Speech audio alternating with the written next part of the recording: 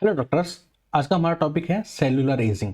ये बहुत इंटरेस्टिंग सा टॉपिक है क्योंकि इस टॉपिक में हम बेसिकली जानेंगे कि कैसे कोई यंग एडल्ट पर्सन एक ओल्ड एज्ड पर्सन में कन्वर्ट हो जाता है। ठीक है, ओल्ड होना कोई नहीं चाहता, आप भी नहीं चाहते।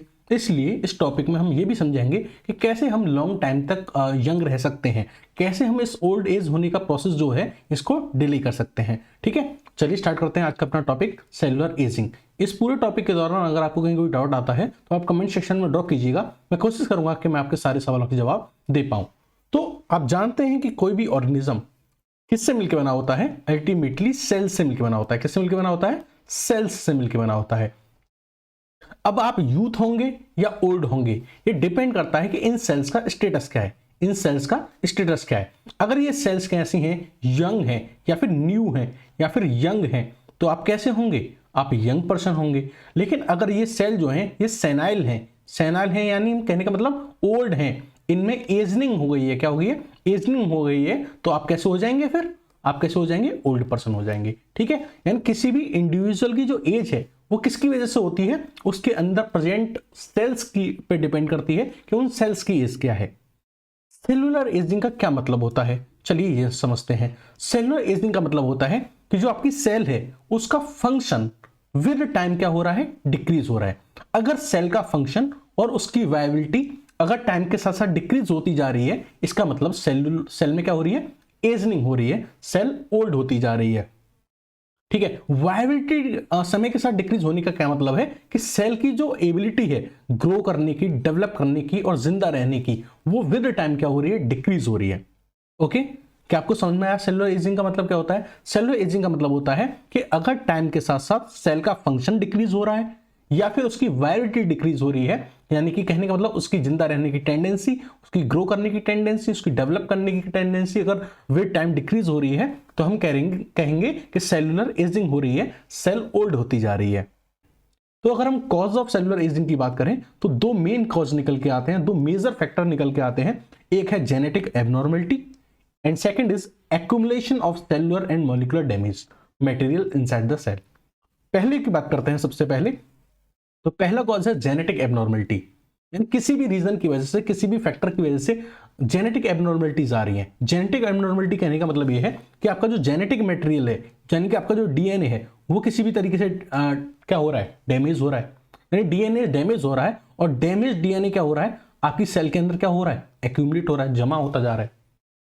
जब डैमेज डीएनए सेल के अंदर एक्यूमुलेट होता जाता है तो सेल ओल्ड होती जाती है, और ओल्ड होने के साथ साथ सेल अपने आप को डिस्ट्रॉय भी करना चाहती है, क्योंकि कोई भी सेल म्यूटेंट डीएनए के साथ या डैमेज डीएनए के साथ नहीं रहना चाहेगी। सेकेंड फैक्टर ये है ओल्ड एज सेल होने का, कि सेल जो होती है वो अपनी रेप्लीकेशन कैपेसिटी खो देती है।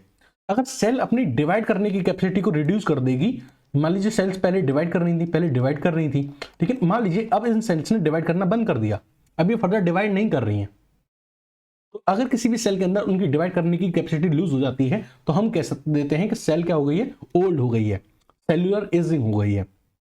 अब ये क्यों डिवाइड करना रोक दे रही हैं? ऐसा क्या हो गया कि सेल ये डिवाइड नहीं कर रही हैं? तो होता क्या है कि जो जो ये सेल्स होती हैं ना, इनके अंदर होता है क्रोमोसोम। क्या होता है? क्रोमोसोम। ठीक है, क्या होते हैं? क्रोमोसोम होते हैं। और क्रोमोसोम के टिप पे एक स्पेशल डीएनए सीक्वेंसिंग होती है। क्या होती है? स्पेशल डीएनए सीक्वेंस होते हैं, जिनको बोलते हैं टीलोमियर। क्या बोलते हैं? टीलोमियर्स। क्या बोलते हैं? टीलोमियर्स। अब जैसे ही सेल के अंदर डिवीजन होता है, जैसे ही सेल के अंदर डिवीजन होता चला जाता है, जो जो नंबर ऑफ टीलोमियर्स होते हैं, ये नंबर ऑफ टीलोमियर्स जो होते हैं ये डिक्रीज करते जाते हैं। क्या करते जाते हैं? डिक्रीज करते जाते हैं। यानी टीलोमियर्स की क्या होती जाती है? शॉर्टनिंग हो जाती है।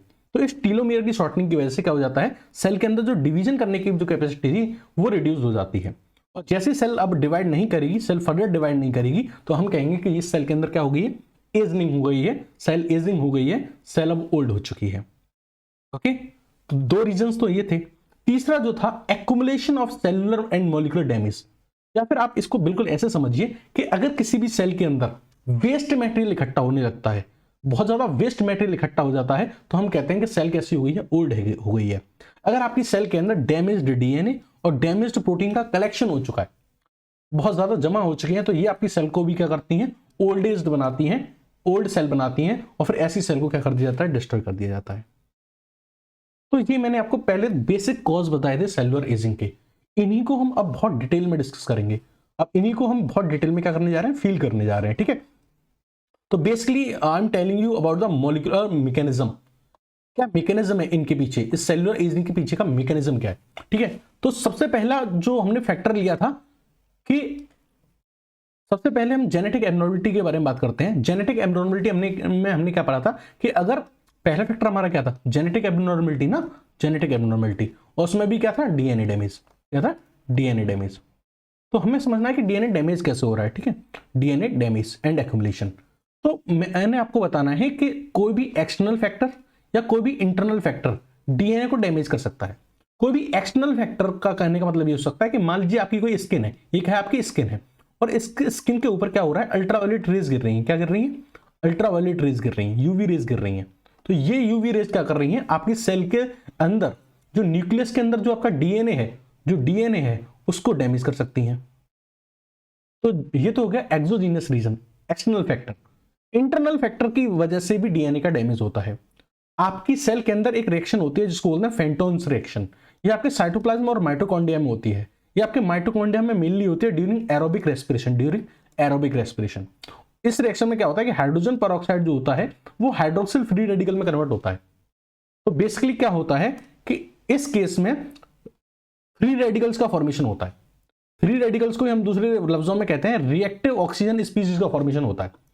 ये फ्री रेडिकल्स और रिएक्टिव ऑक्सीजन स्पीशीज क्या करते हैं, डीएनए को डैमेज करते हैं।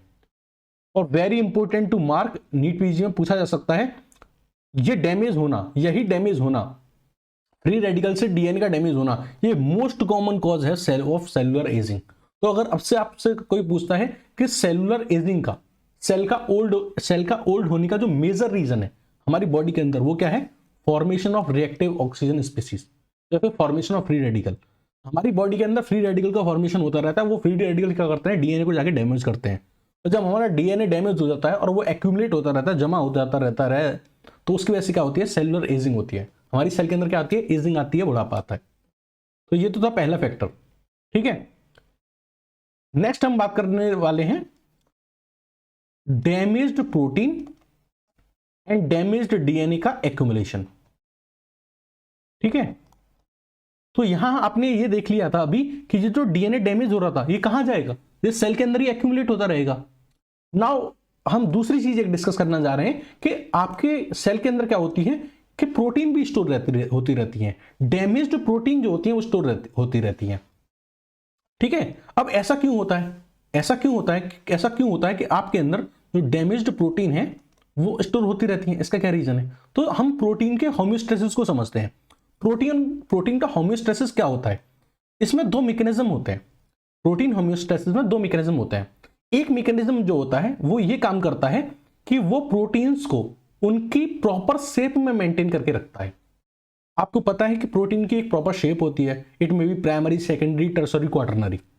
तो एक प्रोटीन की जो शेप होनी चाहिए उस शेप में उस प्रोटीन को बनाए रखने का काम करती हैं चैपरॉन प्रोटीन्स। कौन करती हैं, चैपरॉन प्रोटीन्स। तो इन चैपरॉन प्रोटीन्स की हेल्प से हम क्या करते हैं, प्रोटीन्स को उनकी जो फंक्शनल स्ट्रक्चर है उसमें रखते हैं। लेकिन मान लीजिए कोई भी प्रोटीन जो है वो इस चैपरॉन प्रोटीन की बात नहीं मान रही है, इन चैपरॉन प्रोटीन से वो कंट्रोल में नहीं आ रही है, अपनी प्रॉपर कॉन्फ़िगरेशन में नहीं आ रही है, अपनी प्रॉपर शेप में नहीं आ रही है। तो ऐसी जो मिसफोल्डेड प्रोटीन है उनको हम क्या करना चाहेंगे, डिग्रेड करना चाहेंगे। क्योंकि हम किसी भी नॉन फंक्शनल प्रोटीन या मिसफोल्डेड प्रोटीन को अपनी सेल में नहीं रखना चाहेंगे। तो इनको हम फिर क्या करना चाहेंगे, डिग्रेड करना चाहेंगे। और डिग्रेड करने के लिए हमारी बॉडी में सिस्टम होता है, एक है ऑटोफेगी लाइसोसोम सिस्टम और दूसरा होता है यूबिक्विटोन प्रोटीएज सिस्टम। तो इन दोनों सिस्टम की हेल्प से हम क्या करना चाहेंगे, जो मिसफोल्डेड प्रोटीन है या जो डैमेज प्रोटीन है उनको हम अपनी सेल से बाहर फेंकना चाहेंगे या फिर लाइसोसोम के थ्रू हम उनको डिस्ट्रॉय करना चाहेंगे। मान लीजिए ये जो मैकेनिज्म था जिसकी वजह से ये प्रोटीन जो थी वो बैलेंस्ड रह रही थी, ये जो सिस्टम है ये डिफेक्टिव हो जाता है। अगर ये सिस्टम डिफेक्टिव होगा तो ये जो मिसफोल्डेड प्रोटीन थी ये डैमेज नहीं हो पाएंगी, ये डिग्रेड नहीं हो पाएंगी और ये क्या करेंगी, सेल के अंदर जमा होती रहेंगी। जब ये सेल के अंदर जमा होती रहेंगी तो ये सेल के फंक्शन को डिक्रीज कर देंगी और जो एक मेजर फैक्टर बनेगा किसका, सेलुलर एजिंग का। तो ये हमने डिस्कस कर लिया।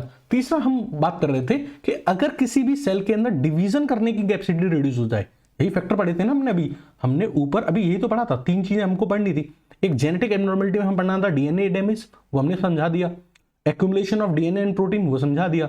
अब हमें समझना है कि डिक्रीज इन सेल रेप्लिकेशन की वजह से एजिंग कैसे होती है, तो वो हम आपको समझा रहे हैं। तो ये समझिए, हम आपको बता रहे थे कि अगर किसी सेल के अंदर डिवीजन करने की जो कैपेसिटी है वो अगर रिड्यूस हो जाती है तो फिर क्या होता है, हम कहते हैं कि सेलुलर में एजिंग हो रही है। यानी कोई सेल अगर अब डिवाइड नहीं कर पा रही है, अगर अब डिवाइड करना बंद कर रही है, तो हम कहेंगे कि अब जो सेल है ये कैसी हो चुकी है, ओल्ड हो चुकी है, अभी डिवाइड नहीं कर रही है। डिवाइड करने के ना करने के पीछे जो रीजन बताया था वो हमने बताया था कि जो आपका क्रोमोसोम होता है, जो आपका क्रोमोसोम होता है उसके बेस पे, उस पे टर्मिनल एंड पे क्या होते हैं, कुछ स्पेसिफिक डीएनए सीक्वेंस होते हैं। उन स्पेसिफिक डीएनए सीक्वेंस में को मैं यहां मेंशन कर देता हूं, ठीक है। तो ये एक स्पेशल डीएनए सीक्वेंस है, इसको हम बोलते हैं टीलोमियर। क्या बोलते हैं, टीलोमियर। और ये जो सीक्वेंस होता है ये रिपीटेड फॉर्म में 1000 टाइम्स प्रेजेंट होता है, ठीक है। तो व्हाट इज बेसिकली टीलोमियर, जो आपका क्रोमोसोम होता है, क्रोमोसोम के एंड यानी टर्मिनल एंड्स पे क्या प्रेजेंट होते हैं, कुछ स्पेसिफिक डीएनए सीक्वेंसिंग प्रेजेंट होती है। क्या होती है, कुछ स्पेसिफिक डीएनए सीक्वेंस प्रेजेंट होते हैं जिनको हम बोलते हैं टीलोमियर्स। क्या बोलते हैं, टीलोमियर्स। और इस डीएनए सीक्वेंस को मैं लिख भी देता हूं, इट इज TTAGG। तो ये क्या है, ये स्पेसिफिक डीएनए जो सीक्वेंस है इसको हम बोल रहे हैं टीलोमियर। और ये थाउजेंड्स में प्रेजेंट होते हैं। कहां प्रेजेंट होते हैं, थाउजेंड्स में प्रेजेंट होती है। कहां पे, टर्मिनल एंड ऑफ क्रोमोसोम पे। कहां पे, टर्मिनल एंड ऑफ क्रोमोसोम पे। जब भी सेल डिवाइड करती है, जब भी सेल डिवाइड करती है, तो जैसी सेल डिवाइड करती है, जो टीलोमियर्स होते हैं इनका काउंट डिक्रीज करने लगता है। मतलब एवरी डिवीजन पे, ईच डिवीजन पे, हर बार जब सेल डिवाइड करती है तो सेल के अंदर जो नंबर ऑफ टीलोमियर्स होते हैं, जो नंबर ऑफ टीलोमियर्स होते हैं वो क्या करने लग जाते हैं, डिक्रीज करने लग जाते हैं। और जैसे ये नंबर ऑफ टीलोमियर्स डिक्रीज होते हैं, एक डिक्रीज होते हैं या वेनिस्ड होते हैं, तो क्या करने लगती है, सेल फिर डिवाइड करना बंद कर देती है। जैसे ये टीलोमियर्स खत्म होते हैं, सेल क्या करती है, डिवाइड करना बंद कर देती है। और हम कह देते हैं कि जो सेल है वो कैसी हो गई है, ओल्ड हो गई है।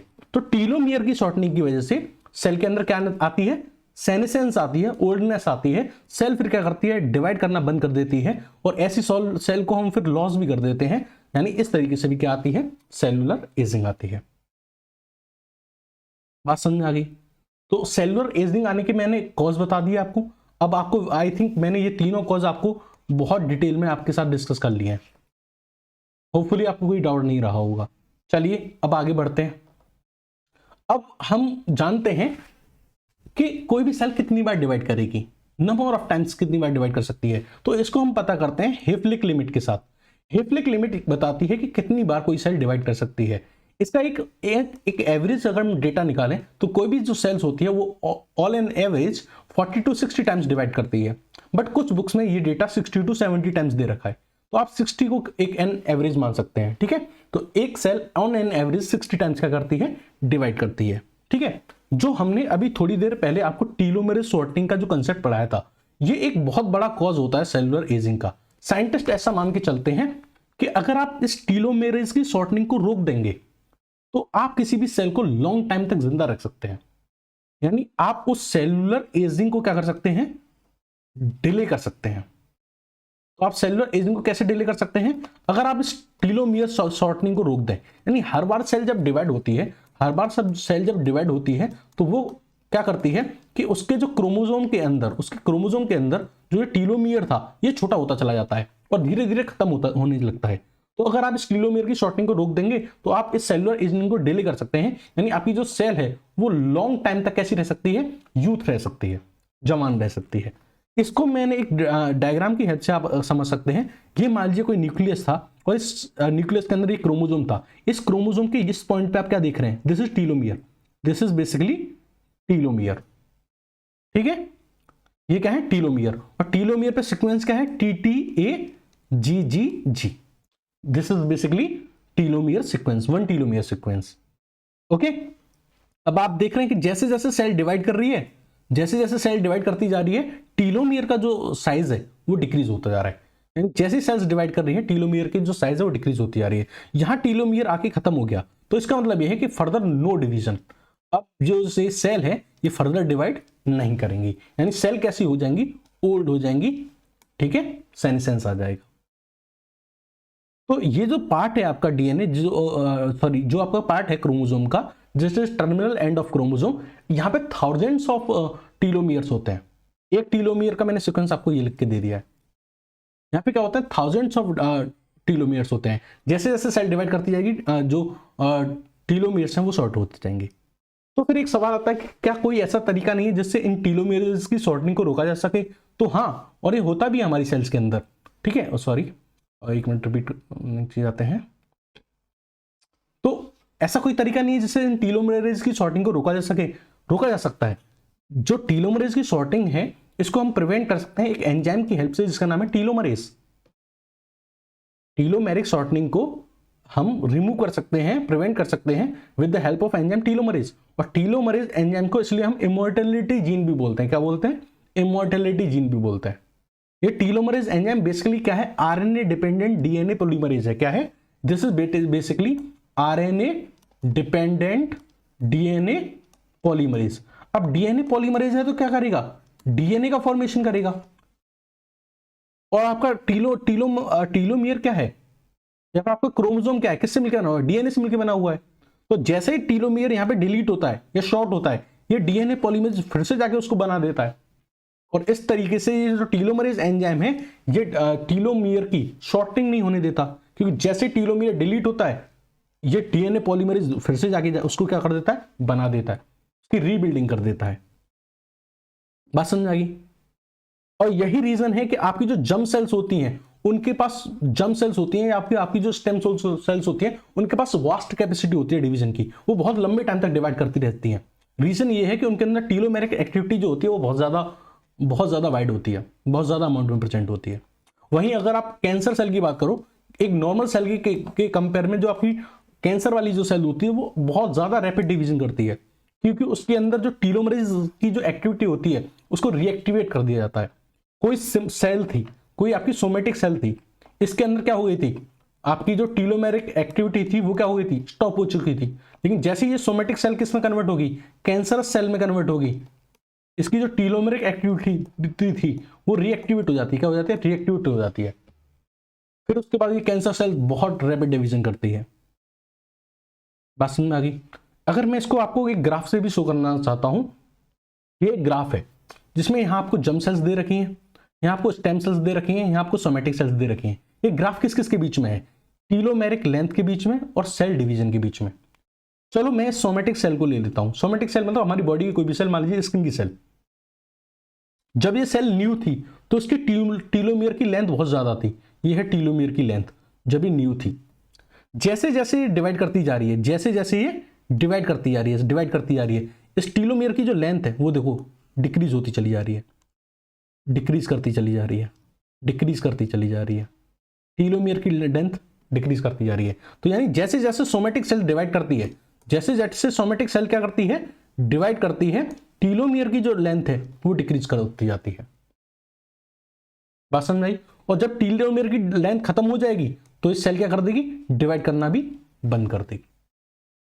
जबकि अगर आप जर्म सेल्स में और स्टेम सेल्स में देखो तो ये डिवाइड करती जा रही हैं, ये डिवाइड करती जा रही हैं, बट जो जर्म सेल्स होती हैं उनके अंदर टीलोमियर की लेंथ रिड्यूस नहीं होती। देखो यहां जितनी थी बहुत सारे डिवीजन करने के बाद भी उतनी ही है। रीजन क्या है? क्योंकि इनके अंदर टीलोमेरिक की जो एक्टिविटी है, टीलोमरेज एंजाइम की जो एक्टिविटी है वो बहुत ज्यादा हाई है। वो उनके अंदर के टीलोमियर को शॉर्ट होने नहीं दे रहा जर्म सेल्स के। सोमेटिक सेल्स में तो टीलोमियर की शॉर्टनिंग बहुत ज्यादा होती है, जर्म सेल्स में होती ही नहीं है। और स्टेम सेल्स में जर्म सेल्स से थोड़ी कम होती है, ग्रेजुअली डिक्रीज होती है। बात समझ में आ गई? बात समझ में आ गई? कंसेप्ट एकदम बिल्ड हो रहा है आपका? कमेंट सेक्शन में बताइए बिल्ड हो रहा है कि नहीं, ठीक है। वहीं अगर मैं कैंसर सेल की बात करूं, मान लीजिए ये कोई सोमेटिक सेल थी, ठीक है, इसने यहां इस पॉइंट पे आके क्या कर दिया? डिवाइड करना बंद कर दिया, ठीक है। मान लीजिए इस पॉइंट पे आके क्या हुआ कि इस सेल के अंदर क्या हो गया? कैंसर हो गया, कार्सिनोजेनिक हो गई, कैंसरस सेल हो गई है। तो जैसे ये सेल कैंसरस सेल होती है, ये क्या करती है? अपने अंदर के जो टीलोमरेज एंजाइम होता है उसको रिएक्टिवेट कर देती है। और फिर क्या करते हैं बहुत ज्यादा डिवीजन करती है, और डिवीजन भी करती जाती है और उसकी टीलोमेरिक लेंथ भी बढ़ती जाती है। उल्टा होता है, टीलोमियर अब डिक्रीज नहीं कर रहा है, बढ़ रहा है in the case of cancer cell. Okay, so हमने क्या देखा कि सोमेटिक सेल्स में ड्रॉप कर रहा है सेल डिवीजन के साथ। हमने देखा स्टेम सेल्स में उससे मतलब ग्रेजुअली डिक्रीज करता है, बहुत ज़्यादा डिक्रीज नहीं करता स्टेम सेल के केस में।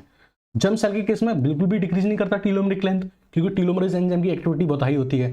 और कैंसर सेल में रीएक्टिवेट होता है टेलोमरेज एंजाइम, उल्टा टेलोमेरिक लेंथ बढ़ती है और सेल बहुत लंबे टाइम तक क्या करती है, सर्वाइव करती है। तो सर हमने ये समझा कि कोई भी सेल के अंदर एजिंग कैसे होती है। क्या कोई ऐसा तरीका है जिससे हम इस एजिंग की प्रोसेस को रोक पाए? तो आज हम पढ़ेंगे, और अब हम पढ़ेंगे कि हम इस एजिंग के प्रोसेस को कैसे काउंटरैक्ट कर सकते हैं, कैसे हम एजिंग के प्रोसेस को रोक सकते हैं, या फिर हम कैसे लंबे टाइम तक, ठीक है, यूथ रह सकते हैं, अपनी लाइफ स्पेन को कैसे लंबे टाइम तक बढ़ा सकते हैं। तो उसके दो तरीके हैं, यानी कि लंबे टाइम तक यूथ रहने के दो तरीके हैं। एक है कैलोरी डेफिसिट और एक है रेड वाइन कंजप्शन, यानी कम खाओ, कम कैलोरी खाओ और ज्यादा पियो। आप कह रहे होंगे सर आप कैसी बात कर रहे हैं, लेकिन मैं वही बात कर रहा हूं जो बुक्स में दे रखी है, मेरी अपनी बनाई हुई कोई भी थ्योरी नहीं है इसमें, पक्की बात है, ठीक है। तो ऐसा कैसे, ठीक है, कंसेप्चुअली समझाइए। तो अगर एक्चुअली क्या होता है कि हमारी बॉडी में एक मैकेनिज्म होता है जिसको बोलते हैं न्यूट्रिएंट सेंसिंग मैकेनिज्म। क्या बोलते हैं? Nutrient sensing mechanism. इसमें दो पार्ट हैं, एक है insulin and IGF signalling pathway और दूसरा है सर्टेन प्रोटीन्स। दोनों के बारे में समझिएगा। पहले insulin and IGF signalling pathway के बारे में समझिए। आईजीएफ का मतलब होता है इंसुलिन लाइक ग्रोथ फैक्टर। तो जो IGF-1 है ये बिल्कुल देखने में, यानी अगर हम इसके मॉलिक्यूलर स्ट्रक्चर की बात करें तो ये बिल्कुल इंसुलिन के जैसे होता है, और इसके अंदर इंसुलिन जैसी ही कैपेसिटी होती है इस बात को पहचानने की कि ग्लूकोज की अमाउंट कितनी है, ठीक है। ये जो IGF है ये किसके द्वारा बनाया जाता है? ये लिवर के द्वारा बनाया जाता है, बट इसको बनना कौन स्टिमुलेट करता है? ग्रोथ हार्मोन, जो कि आपकी पिट्यूटरी ग्लैंड से निकलता है। मैंने आपको क्या बताया, एक कैलोरी डेफिसिट से, यानी कम खाने से आपकी जो लाइफ स्पेन है वो इंक्रीज होता है। इसको समझने के लिए आपको समझना पड़ेगा न्यूट्रिएंट सेंसिंग मैकेनिज्म, जिसमें दो पार्ट में आपको समझाऊंगा। एक है insulin and IGF signalling pathway और दूसरा है सर्टेरिन्स प्रोटीन, ठीक है। Insulin and IGF-1 signalling pathway क्या है वो समझिएगा।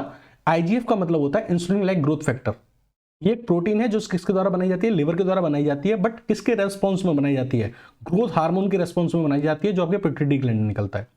अगर आप मॉलिक्यूलर स्ट्रक्चर के बारे में बात करें, इस IGF-1 के और इंसुलिन के, ये दोनों सिमिलर होते हैं और इनके अंदर सेंस करने की कैपेसिटी होती है दोनों ही के अंदर ग्लूकोज को।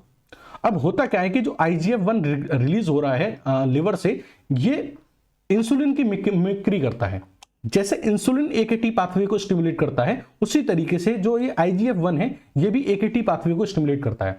जब कभी भी AKT पाथवे स्टिमुलेट होता है तो वो क्या करता है? सेल के मेटाबॉलिज्म को बढ़ा देता है, यानी सेल के अंदर एनाबॉलिज्म बढ़ा देता है, सेल के अंदर सिंथेसिस बढ़ा देता है, यानी सेल की ग्रोथ को बढ़ा देता है, यानी सेल के अंदर जो डिवीजन है उसको रैपिड कर देता है। जब इतनी सारी चीजें होती हैं, जब सेल का मेटाबॉलिज्म इतना हाई हो जाता है, तो जाहिर सी बात है कि सेल के अंदर जो पैदा होने वाला जो वेस्ट मटेरियल है वो भी बढ़ जाता है। और जब सेल के अंदर डिवीजन का रेट बढ़ जाता है तो सेल की जो टेलोमेरिक लेंथ है वो रिड्यूस हो जाती है। यानी आप कह सकते हैं कि इस एक्यूमुलेशन ऑफ वेस्ट से और इस डिक्रीजिंग ऑफ टेलोमेरिक लेंथ से सेल के अंदर क्या आती है? एजिंग आती है। अगर हम किसी भी तरीके से इस प्रोसेस को क्या कर दें? स्लो डाउन कर दें। क्या कर दें? स्लो डाउन कर दें, तो हम क्या कर सकते हैं? सेलुलर एजिंग को घटा सकते हैं। और यही काम करता है कैलोरी डेफिसिट। जब भी कैलोरी डेफिसिट होती है, जब भी आप कम खाते हैं, तो वो क्या कर देता है? इस IGF-1 के जो सिग्नलिंग इंटेंसिटी है इसको रोक देता है। यानी IGF-1 जो इस AKT पाथवे को सिग्नल दे रहा है, इस मेटाबॉलिज्म को हाई करने को, इसको रोका जा सकता है। किसकी हेल्प से? कैलोरी डेफिसिट से। अगर आप अपने अंदर की कैलोरी को कम कर देंगे, कम खाएंगे, तो इसको कम ग्लूकोज नजर आएगा दुनिया में, यानी आसपास में। और जब इसको कम ग्लूकोज नजर आएगा तो ये AKT पाथवे को कहेगा कि तुम स्लो हो जाओ, क्योंकि पहले से ही खाना कम है, तो कम मेटाबॉलिज्म करो। अब जब कम मेटाबॉलिज्म करोगे तो कम एक्यूमुलेशन होगा वेस्ट का, कम टेलोमेरिक लेंथ शॉर्ट होगी, तो सेलुलर एजिंग इस तरीके से क्या कर सकते हैं? आप प्रिवेंट कर सकते हैं। बिल्कुल ऐसे समझिए कि कोई गाड़ी जितना ज्यादा चलेगी उतना ही उसमें रप्चर होने की, उसमें डैमेज होने के चांसेस हैं। जितना कम चलेगी उतना डैमेज होने के चांसेस कम है, उतना उसका सर्वाइवल के चांस ज्यादा है। ये इसी पे वर्क करता है। This was insulin and IGF-1 signalling pathway. Now I will talk about sirtuins protein के बारे में, कि सर्टेन प्रोटीन्स का क्या रोल होता है। सर्टेन प्रोटीन जो होती हैं ये कुछ जीन्स के द्वारा फॉर्म होती हैं, उन जीन का नाम है SIRT genes. SIRT gene 1 to 6 होते हैं और जो क्या बनाते हैं, सर्टेन प्रोटीन्स बनाती हैं। सर्टेन प्रोटीन्स के बारे में बात करें तो केमिकली हिस्टोन डीएसिटाइलेज होता है, ठीक है। जब हमारी बॉडी में सर्टेन प्रोटीन का अमाउंट इंक्रीज होता है तो ये सर्टेन प्रोटीन्स क्या करती हैं, एंटी एजिंग प्रॉपर्टी शो करती हैं। ये एंटी एजिंग प्रॉपर्टी कैसे शो करती हैं, ये हमारी बॉडी के अंदर कुछ ऐसे जीन्स को एक्टिवेट करती हैं जो हमारी लॉन्गेविटी को प्रमोट करते हैं। यानी वो ऐसे सब्सटेंस बनाते हैं जो एपोप्टोसिस को रिड्यूस करते हैं, जो सेल के मेटाबॉलिज्म को रिड्यूस करते हैं, जो स्टिमुलेट करते हैं प्रोटीन की फोल्डिंग को। अब आपको पता है कि अगर प्रोटीन की फोल्डिंग सही से होगी तो प्रोटीन का जो डैमेज था वो कम हो जाएगा, या प्रोटीन के डैमेज का जो एक्युमुलेशन था वो कम हो जाएगा।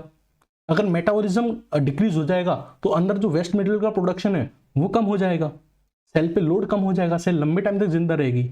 और क्या करता है, वेरी इंपॉर्टेंट, कि सर्टेन प्रोटीन जो होती हैं वो इनहिबिट करती हैं harmful effect of free radicals. और आपको पता है फ्री रेडिकल का इफेक्ट कम हो जाएगा तो डीएनए का डैमेज कम हो जाएगा, और डीएनए का डैमेज कम हो जाएगा तो सेलुलर एजिंग भी क्या होगी, रिड्यूस हो जाएगी। बात समझ आएगी। इतने सारे फैक्टर पे जब सर्टेन प्रोटीन्स काम करती हैं तो वो ऑब्वियसली क्या कर रही हैं, सेलुलर एजिंग को रिड्यूस कर रही हैं। सर्टेन प्रोटीन का लेवल कैसे बढ़ाया जा सकता है हमारी बॉडी में, तो एक तो तरीका था वही था कैलोरी डेफिसिट करके, और दूसरा तरीका था रेड वाइन कंजप्शन करके। तो आपसे जब भी दारू पीनी है रेड वाइन पीनी है, ऐसा मैं नहीं कह रहा हूं, ऐसा बुक्स कह रही हैं, ठीक है।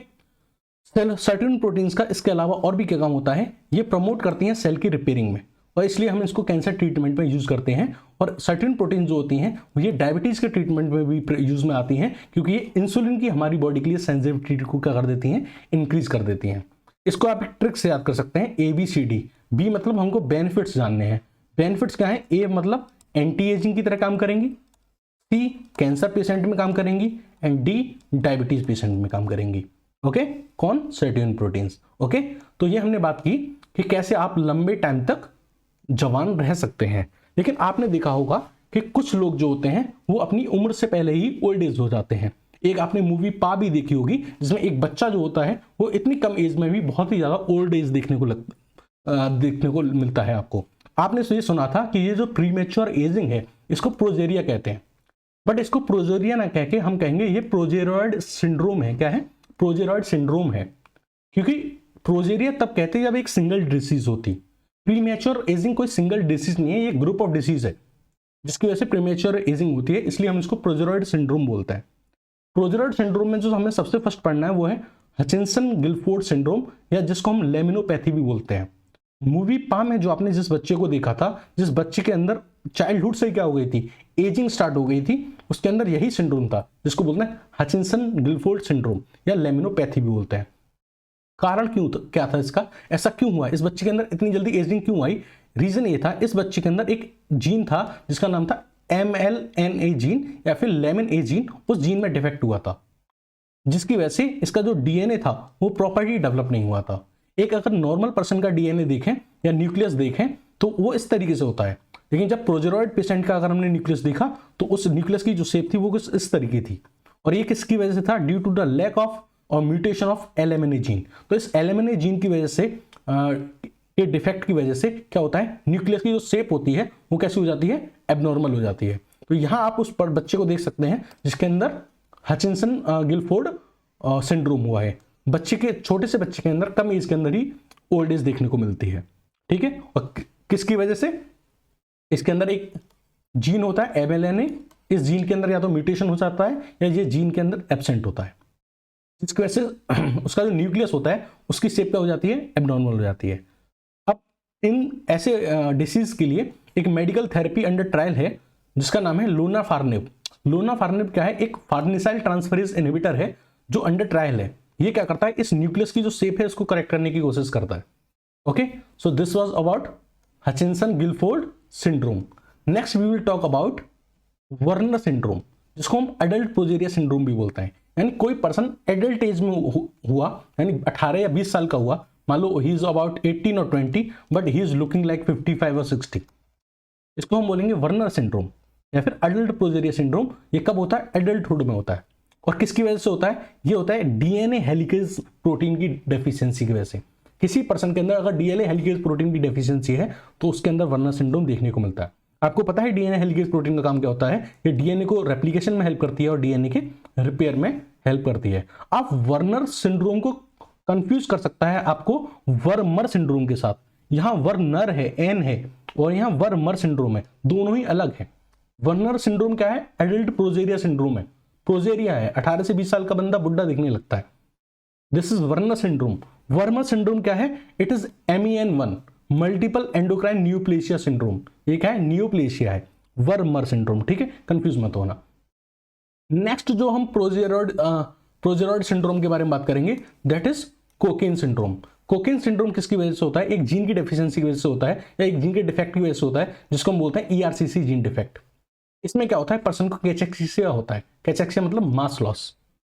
तो हमने अब तक क्या क्या डिस्कस किया? हमने बहुत सारी चीजें डिस्कस करी कि प्रीमेच्योर एजिंग कैसे होती है, एजिंग कैसे हो सकती है, एजिंग को कैसे रिड्यूस किया जा सकता है। इस पूरे लेक्चर में अगर आपको कहीं डाउट आया हो तो आप कमेंट सेक्शन में ड्रॉप कीजिएगा। Thank you and have a nice day.